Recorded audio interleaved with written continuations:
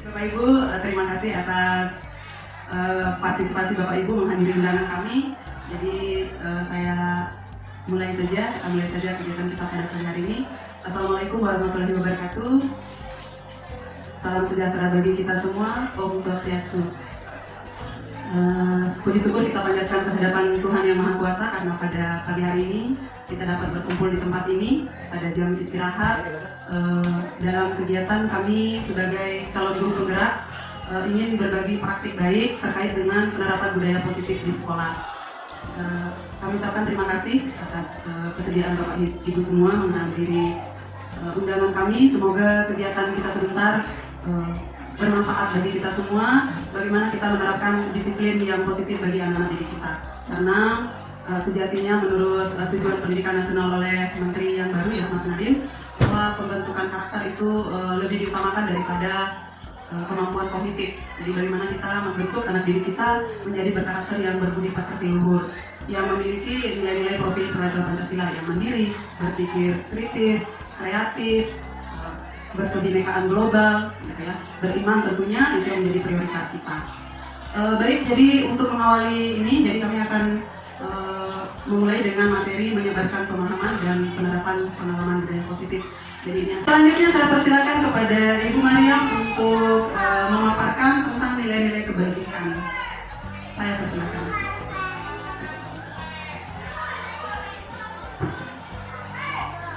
Terima kasih Bu atas kesempatannya. Assalamualaikum warahmatullahi wabarakatuh. Dan selamat pagi Bapak Ibu guru hebat. Jadi tadi rekan saya sudah memaparkan tentang pembelajaran dengan paradigma baru. Kemudian ada stimulus dan respon, terus teori kontrol, disiplin positif. Nah, izinkan saya di sini menyampaikan sebuah nilai-nilai kebajikan.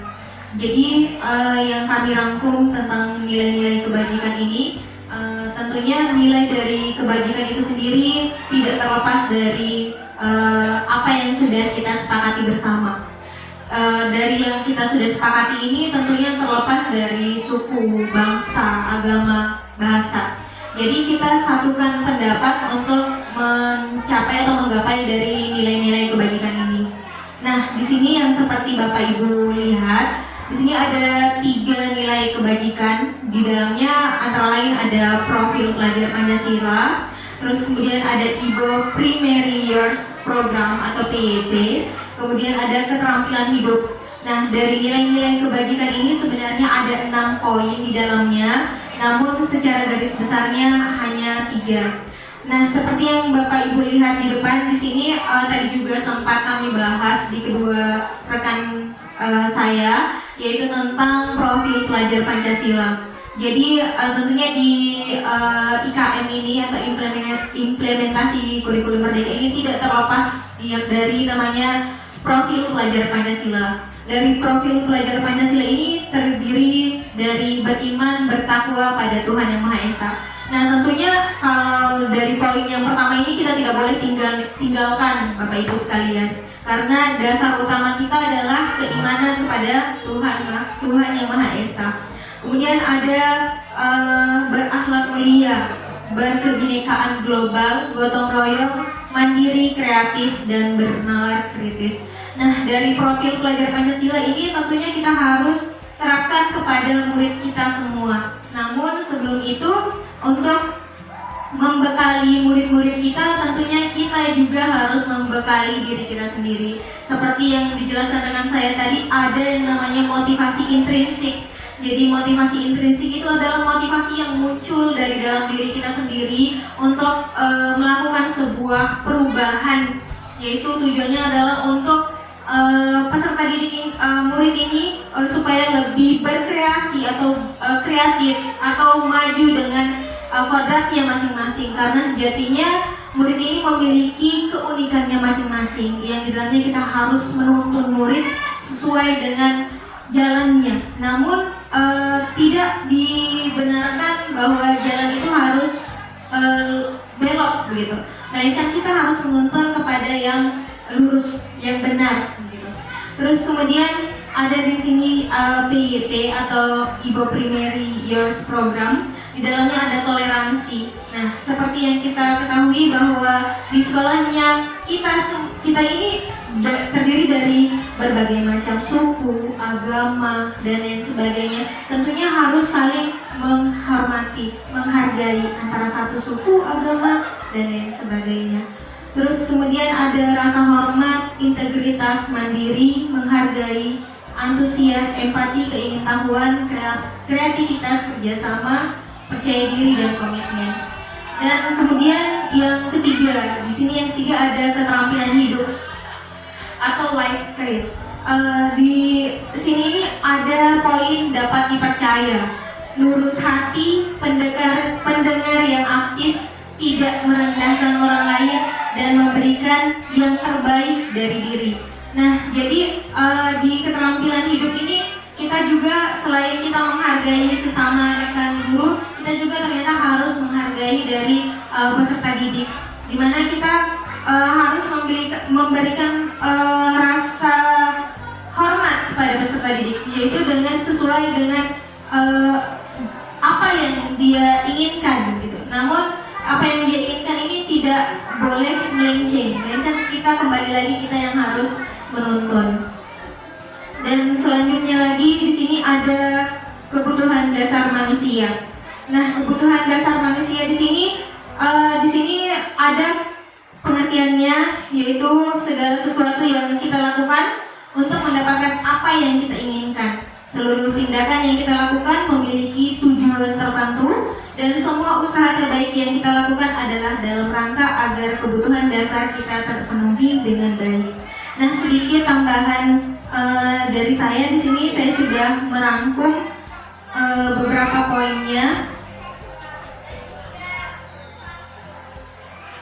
dari kebutuhan dasar.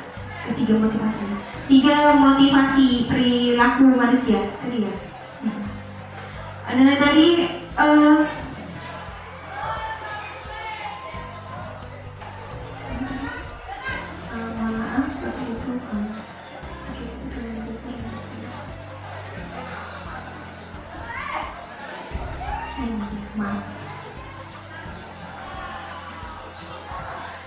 mungkin Bapak Ibu bisa lihat ada yang namanya kebutuhan dasar manusia, yaitu yang pertama adalah bertahan hidup. Bertahan hidup yaitu berkaitan dengan kesehatan, rumah, makanan, dan rasa aman atau sandang, pangan, papan.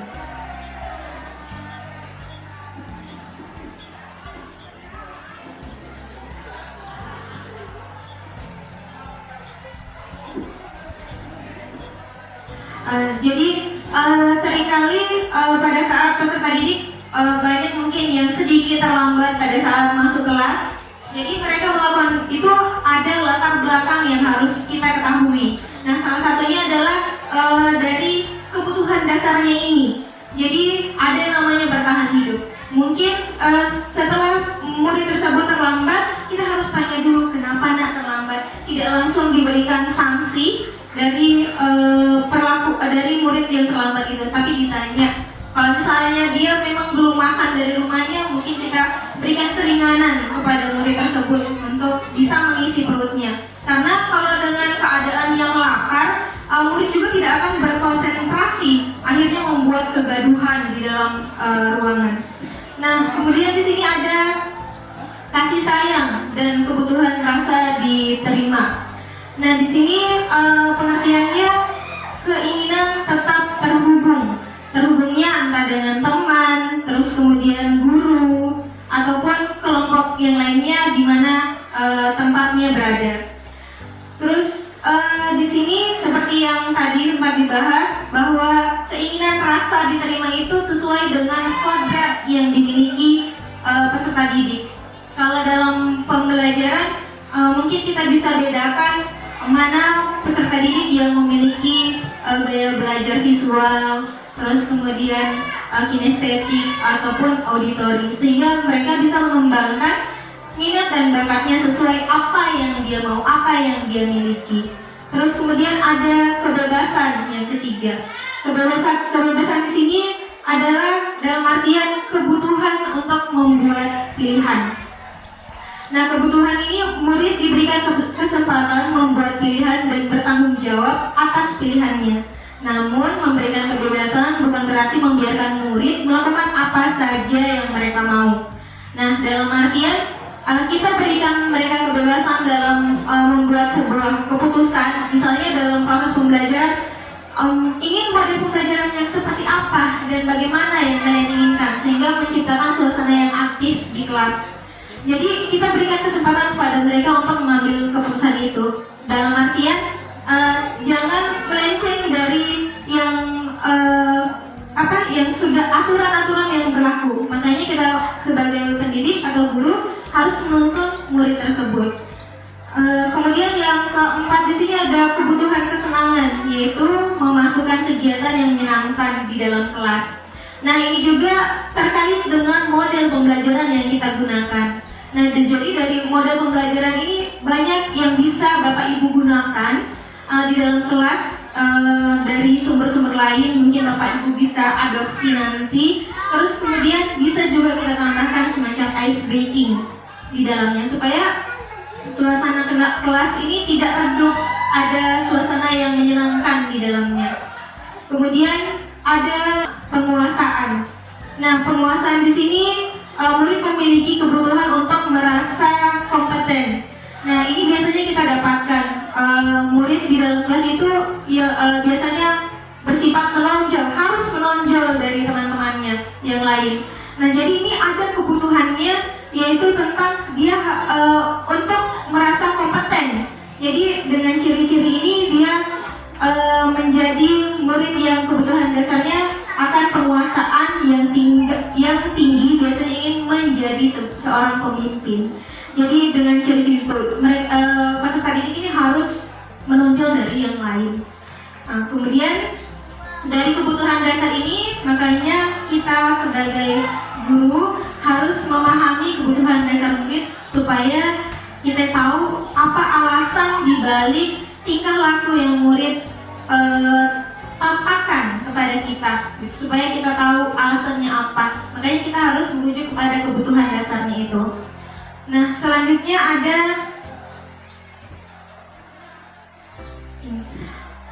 yang namanya 3 motivasi perilaku manusia. Di sini ada 3. Tadi juga sudah ditampilkan sudah dirangkumkan di rekan saya. Namun di sana secara garis besarnya. Mungkin di sini saya bisa tampilkan dengan sedikit saja penjelasannya. Nah, jadi ada kebutuhan dasar manusia, yaitu yang pertama untuk menghindari ketidaknyamanan atau hukuman. Kemudian untuk mendapatkan imbalan atau penghargaan dari orang lain. Dan yang 3, untuk menjadi orang yang mereka inginkan dan menghargai diri sendiri dengan nilai-nilai yang mereka percaya. Jadi sedikit ini penjelasannya. Bapak Ibu bisa dilihat atau kecil sekali? Bagaimana Bapak Ibu? Sudah bisa dilihat?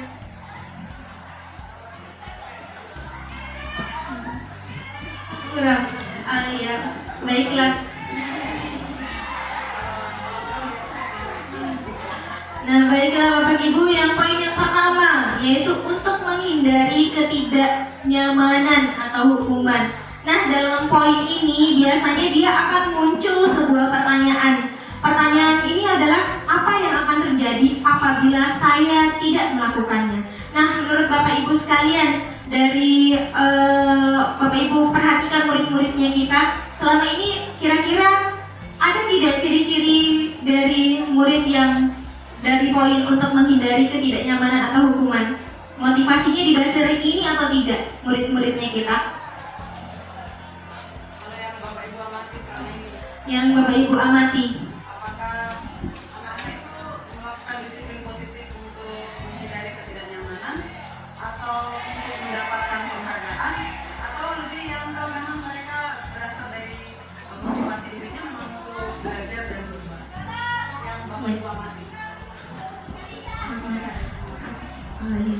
Tapi yang paling banyak biasanya yang paling dominan. Kalau di sini yang poin yang untuk mendapatkan imbalan bentuk pertanyaannya adalah apa yang akan saya dapatkan kalau saya lakukan itu misalnya. Jadi ada imbalan yang didapatkan kalau misalnya kamu harus nanti kalau dapat 100 Bu Guru kasih ini misalnya. Jadi dia itu mengejar nilai 100 karena ada hadiahnya begitu.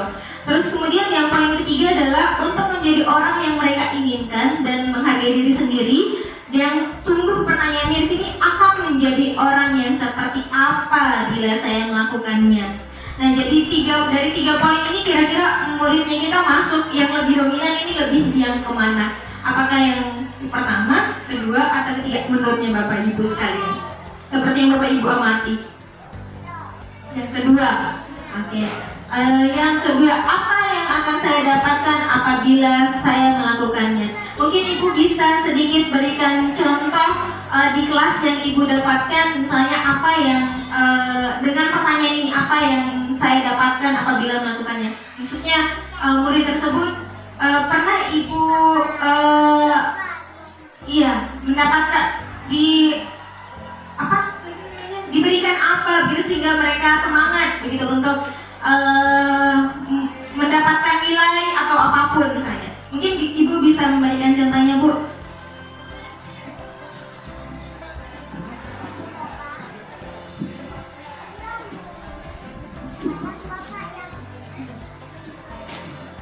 Ya, contohnya misalnya mereka disuruh maju ke depan, tapi mereka malu, begitu ragu.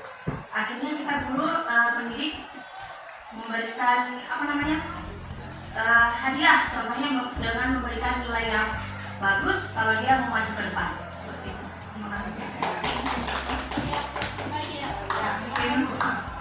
Saya lagi juga biasa di kelas itu anak-anak kan malas mengerjakan tugas. Jadi saya beri kesempatan, silakan kerjakan itu tugasnya. Kalau memang selesai saya kasih nilai. Itu penghargaan yang bisa, yang supaya mereka semangat juga mengerjakan tugas. Demikian. Ada lagi pertanyaan lagi?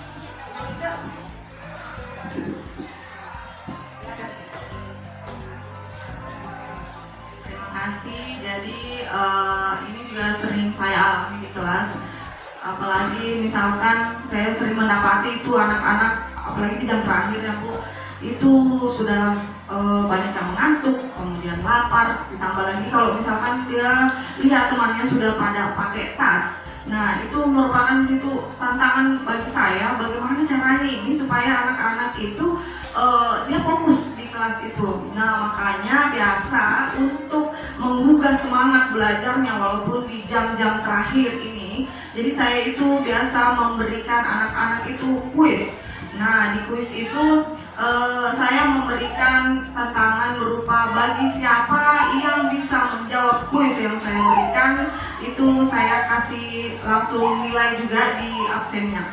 Kemudian kebiasaan juga yang saya lakukan pada jam terakhir itu anak-anak supaya semangat, saya memberikan ice breaking yang mana saya tampilkan video, walaupun mungkin ada yang bilang ih kenapa mata pelajaran agama tapi kok ice breakingnya itu yang mungkin ada gerakan-gerakan gininya.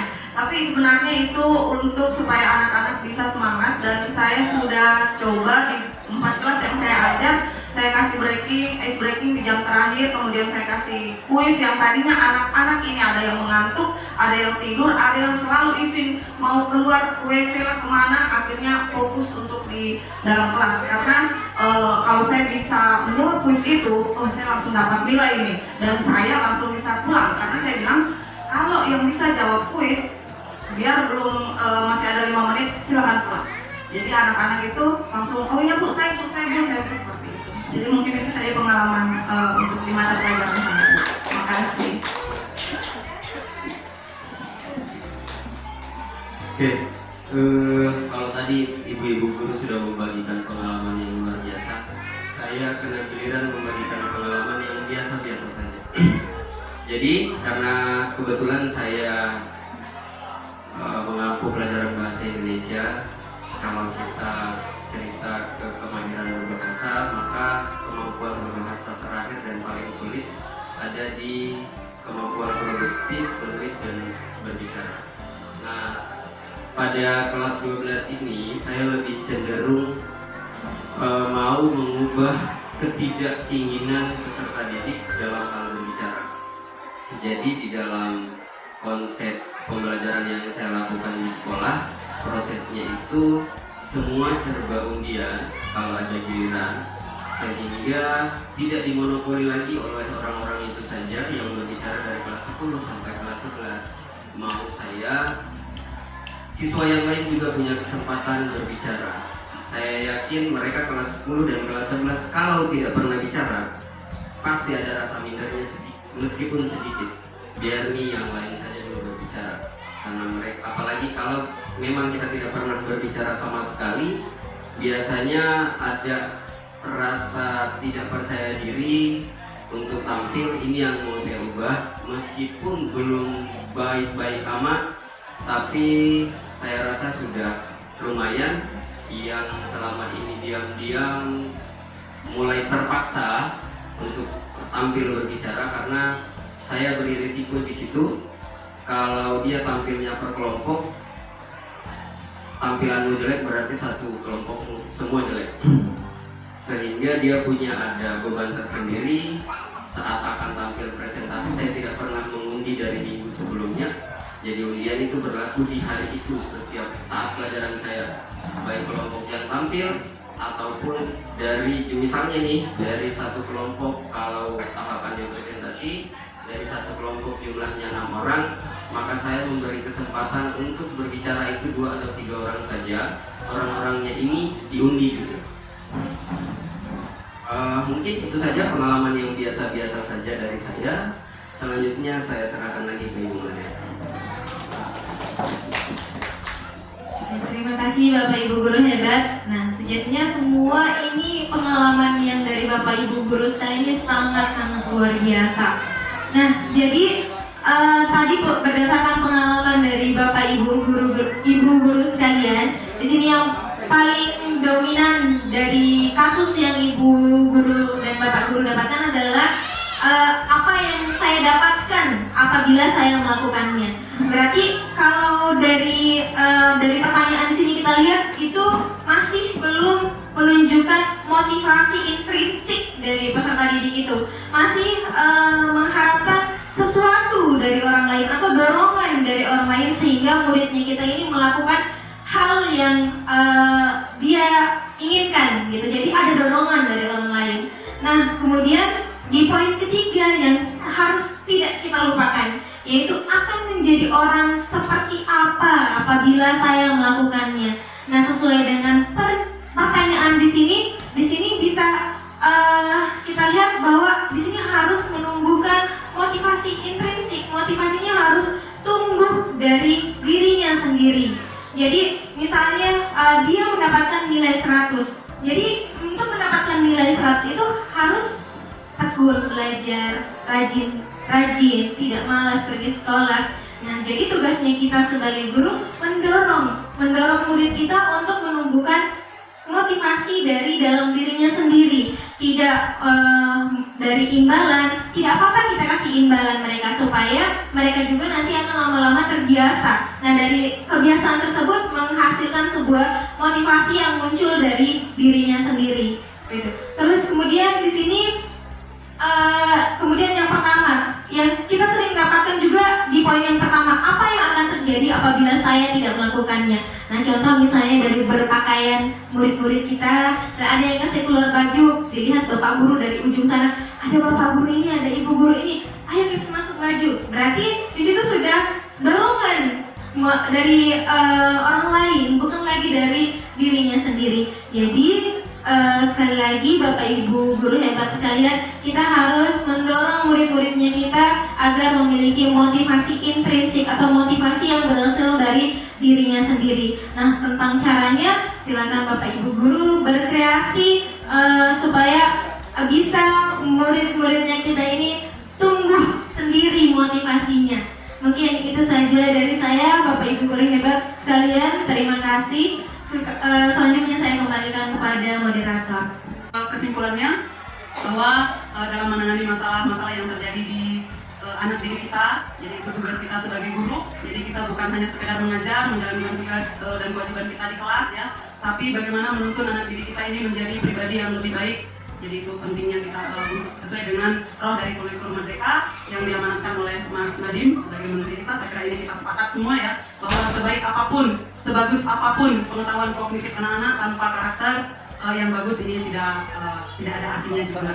Jadi mungkin itu, jadi selebihnya seperti yang dibilang Pak Indra, kita harus lebih banyak mengelus dada mungkin ya, kalaupun 1-2 kali kita lakukan ini masih juga kita harus tetap bersabar karena kita ini orang tua gitu ya. Sama dengan kita mendidik anak kita di rumah, anak kandungnya bapak ibu di rumah. Masa kalau misalnya dia nakal langsung kita buang? Tidak kan bapak ibu? Tidak mungkin kita mengeluarkan ya, siapa yang mau adopsi anak saya ini nakal sekali loh. Tidak akan mungkin, saya yakin, saya berani bertaruh tidak akan ada bapak ibu yang akan mengatakan seperti itu. Jadi kuncinya mari kita menganggap bagaimana anak didik kita yang di sekolah ini sebagai anak kandung kita. Senakal apapun mari kita bersabar untuk selalu mengingatkan ya bapak ibu. Jadi mungkin itu saja, terima kasih, semoga ini bermanfaat. Kami mohon maaf, kami bertiga mohon maaf apabila ada salah kata, dan terima kasih yang sebesar-besarnya Bapak Ibu sudah mau berbagi di sini, sudah meluangkan waktunya ya Bapak Ibu. Sekali lagi terima kasih. Saya akhiri, wassalamualaikum warahmatullahi wabarakatuh. Om Santi Santi Santi Om.